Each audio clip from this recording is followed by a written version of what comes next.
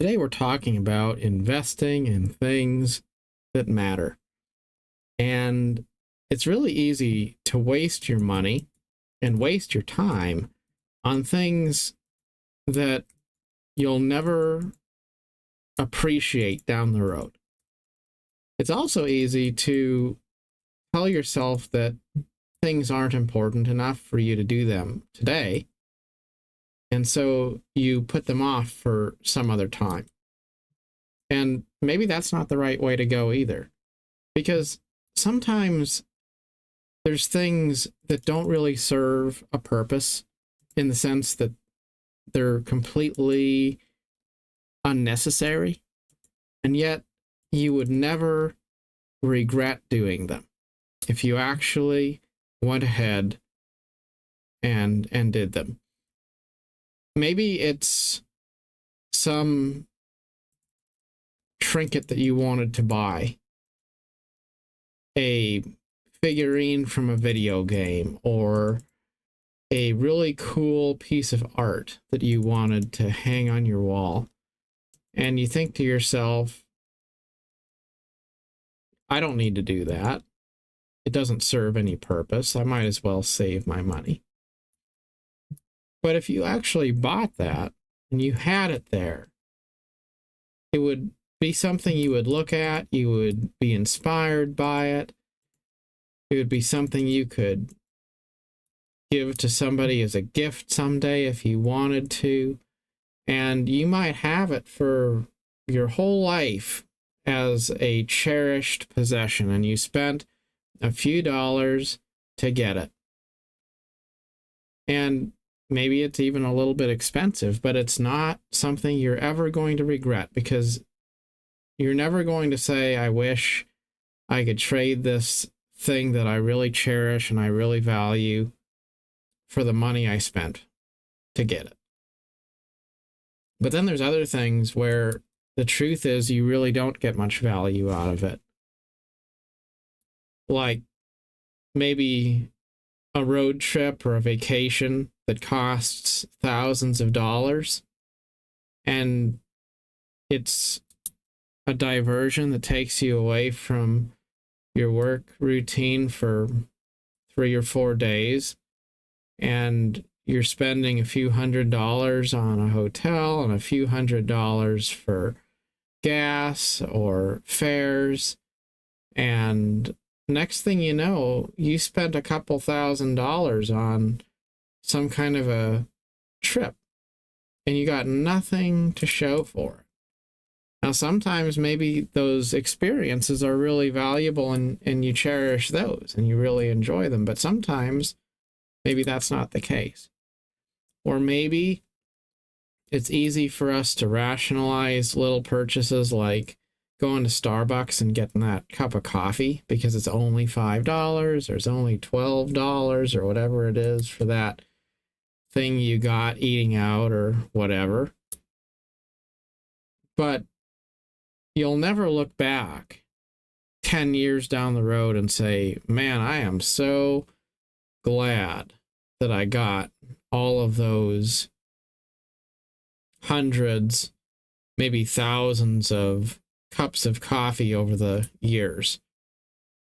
No, you look back on that and you think, man, that's a lot of money I spent on that. If I can have that money back, I think I could probably do without the coffee, you know? So I think it's just important to think about, if you do something, then down the road you look back, are you going to think you would never want to trade that experience for what it cost you? And if the answer is yes, then you might as well do it. You know, of course, be prudent. Don't make bad decisions. But sometimes the big things, the things that are really substantial for us, the things that we really think about wanting in our lives, those experiences that cost maybe a bit of money, but we really, really get a lot of joy out of them, those things are seldom the things that really wind up being a liability on our budget or a problem in our life down the road. Usually those things are just fine. It's all the nickel and dime things. It's the stuff where you don't really get any value out of it, but it's just easy in the moment to do it. Those things are much more dangerous, I think. And I'll close on this thought. It's the power of things to inspire us. You know, in the Middle Ages, churches had stained glass because a lot of people couldn't read at that time. And they could look at the stained glass and see pictures that told a story. So even if they were not literate, they still had the ability to be inspired by symbols that they could see and understand. And in the ancient world, there were many gods and goddesses which represented unique ideas in society. Athena represented wisdom. There was the goddess of justice, who, of course, today we see proudly standing in front of many courthouses and statues in the form of a woman holding a scale while blindfolded. There was Atlas, the strong man who held the world on his shoulder, and so many more. All of these larger-than-life figures, they inspired people because even if you couldn't quite understand those abstract concepts of virtue, there were these figures that helped people to see them in a personified form. And that helped people to conceptualize the idea of abstract moral values, which of course made their way into our language in modern times. But what I'm getting at here is that when you surround yourself with things that inspire you, with people that inspire you, with symbols of things that are inspirational to you, all of those things help you to have a sense of a moral compass, a sense of knowing who you are, a sense of being grounded in the world and as you go through life. Now, maybe frivolous things that just take up our time and money aren't doing that for us. Maybe you don't need to spend as much time scrolling through YouTube videos. You don't need to spend as much time on social media.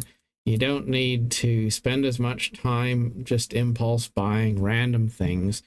But you should spend time immersing yourself in things that give you a sense of inspiration. Because sometimes it's really hard to have a firm grasp of the abstract things that we need to understand and apply if we are to live successful and blessed lives.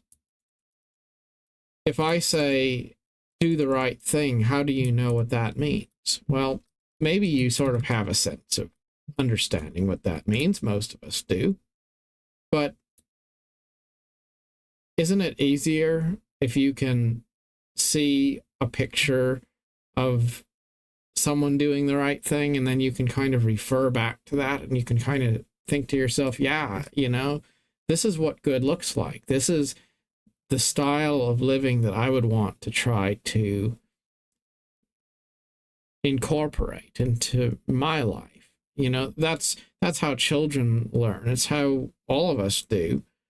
And it's just wonderful to remind ourselves of things that will inspire us to be the best version of ourselves possible.